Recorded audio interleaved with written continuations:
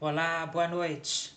Com 3 meses de atraso, Congresso aprova o orçamento de 2025 com 15 bilhões de superávit. O vídeo do meu canal começa agora.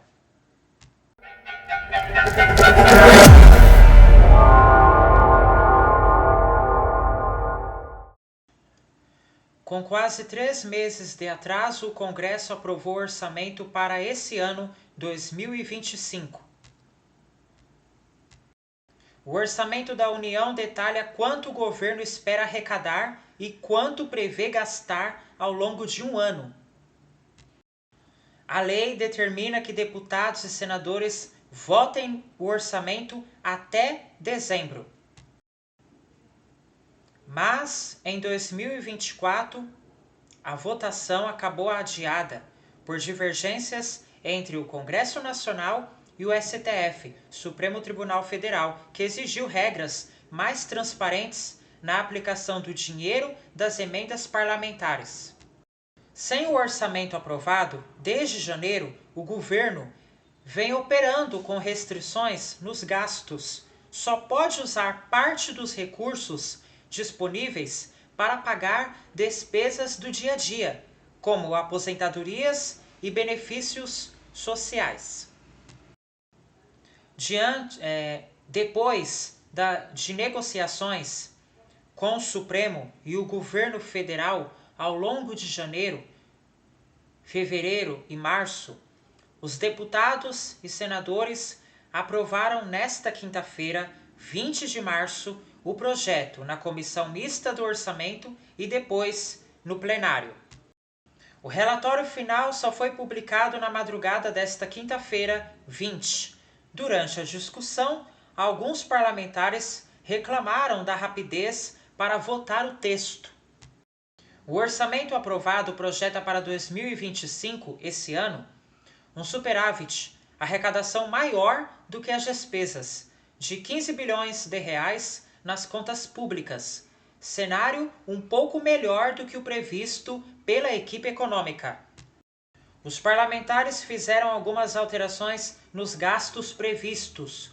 O programa Bolsa Família vai receber 159 bilhões de reais, quase 8 bilhões de reais a menos do que o governo queria.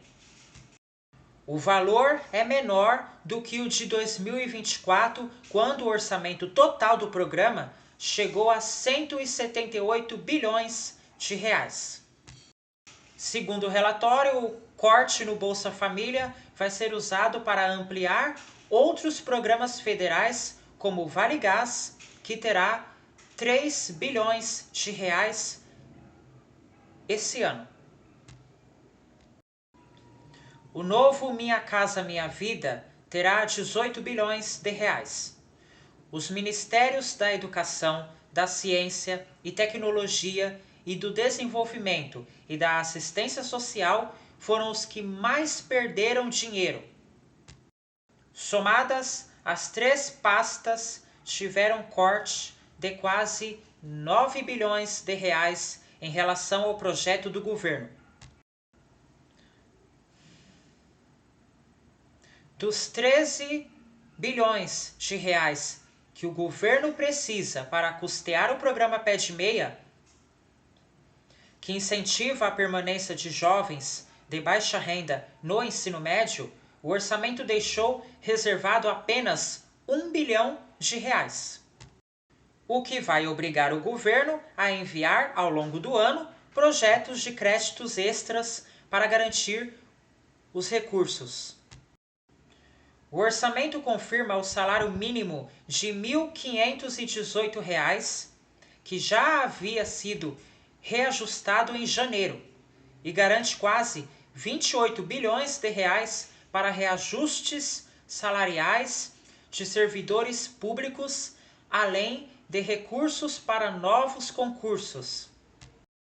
As emendas parlamentares foram mantidas em mais de 50 bilhões de reais para deputados e senadores destinarem para obras e projetos em suas bases eleitorais.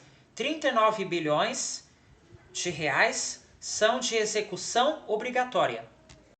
24 bilhões para emendas individuais, quando cada parlamentar destina um valor como quiser, e 14 bilhões para as bancadas estaduais.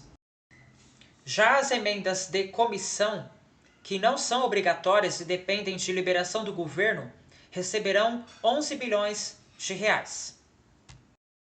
Essas emendas, indicadas por colegiados temáticos no Congresso, estão no centro do embate envolvendo o Congresso e o STF, Supremo Tribunal Federal.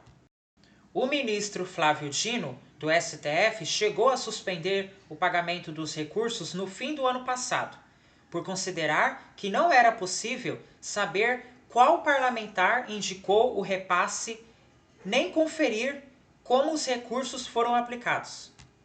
Um acordo entre os poderes definiu regras para dar mais clareza aos autores das emendas, mas, na semana passada, o Congresso aprovou uma resolução que, na prática, manteve brechas para ocultar os responsáveis, já que o texto ainda permite que a indicação dos recursos seja assinada por um líder partidário e não pelo verdadeiro autor do repasse. No mesmo dia da aprovação, o ministro Flávio Dino declarou que a transparência nas emendas ainda está longe do ideal. Ao final da sessão, o presidente do Congresso, senador Davi Alcolumbre, do União Brasil, disse que a aprovação do orçamento foi uma construção coletiva. Abre aspas, construção coletiva dos partidos políticos, das lideranças partidárias, do envolvimento do governo na construção também de aprimorarmos e termos a compreensão de que o parlamento tem a peça orçamentária, que é a mais importante do processo legislativo, como fundamental. Fecha aspas. Eu termino por aqui, boa noite para você e até amanhã.